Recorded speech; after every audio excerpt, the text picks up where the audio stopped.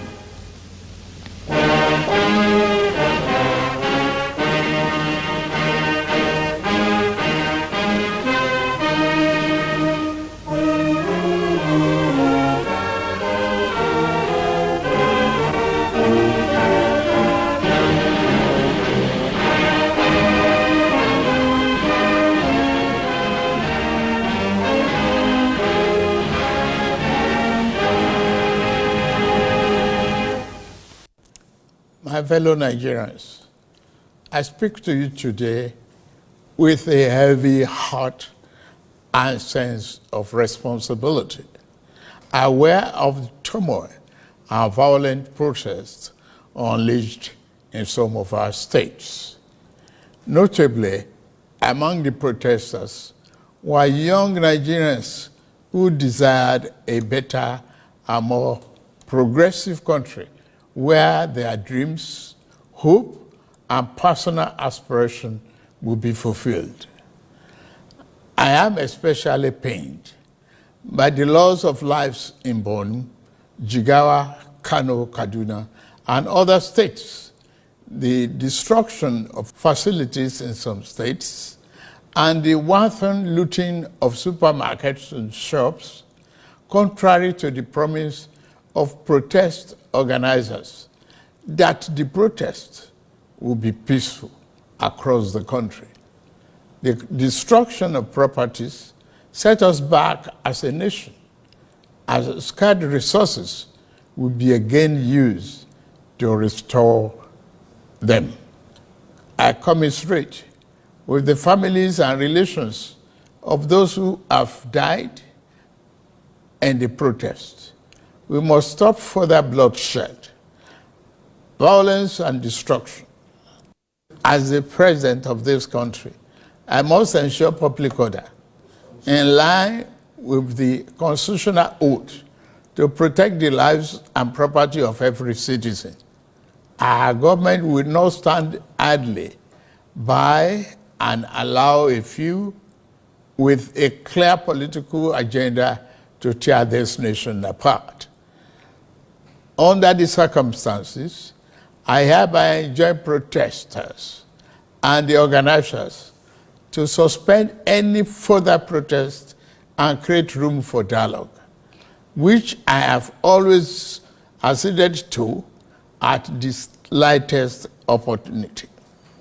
Nigeria requires all hands on deck and need us all, regardless of age, party, tribe, religion, or other divides, to work together, reshaping our destiny as a nation. To those who have taken undue advantage of this situation to threaten any section of this country, be warned. The law will catch up with you. There is no place for ethnic bigotry or such threats in the Nigeria we seek to build. Our democracy progresses when the constitutional rights of every Nigerian are respected and protected. Our law enforcement agencies should continue to ensure full protection of life and properties of innocent citizens in a responsible manner. My vision for our country is one of a just and prosperous nation where each person may enjoy the peace, freedom, and meaningful livelihood that only democratic good governance can provide. One that is open, transparent, and accountable to the Nigerian people. For decades, our economy has remained anemic and taken a dip because of many misalignments that have stunted our growth. Just over a year ago, our dear country, Nigeria, reached a point where we couldn't afford to continue the use of temporary solutions to solve long-term problems for the sake of now and our unborn generations. I therefore took the painful yet necessary decision to remove fuel subsidy and abolish multiple foreign exchange system, which had constituted a noose around the economic jugular of our nation and impede our economic development and progress. These actions block the greedy and the profit that smugglers and rent seekers made. They also block the undue subsidy we had extended to our neighboring countries to the detriment of our people, rendering our economy prostrate. These decisions are made were necessary if we must reverse the decades of economic mismanagement that didn't serve us well. Yes, I agree, the buck stops on my table, but I can assure you that I am focused fully on delivering the governance to the people, good governance for that matter. In the past 14 months, our government has made significant strides in rebuilding the foundation of our economy to carry us into a future of plenty and abundance. On the physical side, aggregate government revenue has more than doubled, hitting over 9.1 trillion naira in the first half of 2024, compared to the first half of 2023 due to our efforts at blocking leakages, introducing automation, and mobilizing funds creatively without additional burden on the people. Productivity is gradually increasing in the non-oil sector, reaching new levels and taking advantage of the opportunities in our current economic ambience. My dear brothers and sisters, we have come this far, coming from a place where our country spent 97% of all our revenue on debt service. We have been able to reduce that to 68% in the last 13 months. We have also cleared legitimate outstanding foreign exchange obligations of about 5 billion without any adverse impact on our programs. This has given us more financial freedom and room to spend more money on you, our citizens, to fund essential social services like education and healthcare. It has also led to our state and local government receiving highest allocation ever in our country's history from the Federation account. We have also embarked on major infrastructure projects across the country. We are working to complete inherited projects critical to our economic prosperity, including roads, bridges, railways, power, and oil and gas development. Notably, the Lagos-Calabar Coastal Highway and Sokoto-Badagry Highway projects will open up 16 connecting states, creating thousands of jobs and boosting economic output through trade, tourism, and cultural integration. Our once declining oil and gas industry is experiencing a resurgence on the back of the reforms I announced in May 2024 to address the gaps in the Petroleum Industry Act. Last month, we increased our oil production to 1.61 million barrels per day, and our gas assets are receiving the attention they deserve. Investors are coming back, and we have already seen 2 foreign direct investments signed over $500 million since then. Fellow Nigerians, we are a country blessed with both oil and gas resources, but we met a country that had been dependent solely on oil-based petrol, neglecting its gas resources to power the economy. We were also using our hard-earned foreign exchange to pay for and subsidize the use. To address this, we immediately launched our compressed natural gas initiative, CNG, to power our transportation economy and bring us down. This will save over 2 trillion naira a month being used to import PMS and AGO and free up our resources for more investment in healthcare and education. To this end, we'll be distributing 1 million kits of extremely low or no cost to commercial vehicles that transport people and goods and who currently consume 80% of imported PMS and AGO.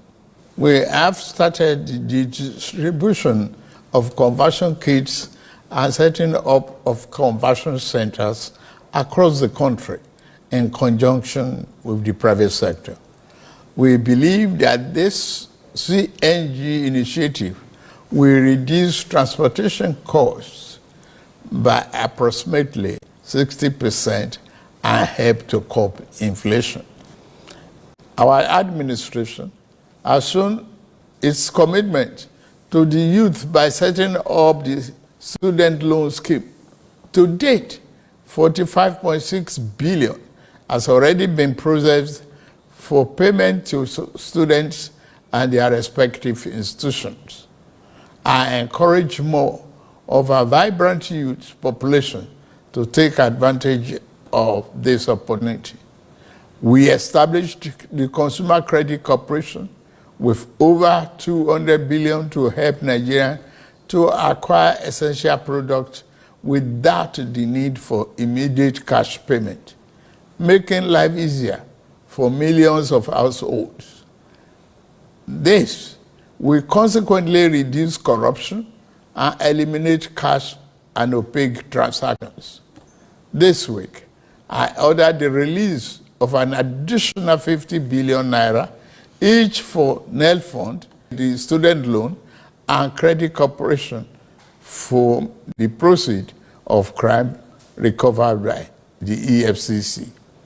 Additionally, we have secured $620 million under the Digital and Creative Enterprises, IDICE, a program to empower our young people, creating millions of IT and technical jobs that will make them globally competitive. This program, including the 3 million technical talent scheme, unfortunately, one of digital centers was vandalized during the protests in Kano. What a shame. In addition, we have introduced the Skill Up Artisans Program, SUPER, the Nigerian Youth Academy, NIA, and the National Youth Talent Export Program, NATEP. Also, more than 570 billion has been released to the 36 states to expand livelihood support to their citizens, while 600,000 nano businesses have benefited from our nano grants. An additional 400,000 more nano businesses are expected to benefit. Furthermore, 75,000 beneficiaries have processed to receive our 1 million micro and small business single-digit interest loans starting this month. We have also built 10 MSME hubs within the past year, created 240,000 jobs through them, and 5 more hubs are in progress, which will be ready by October this year.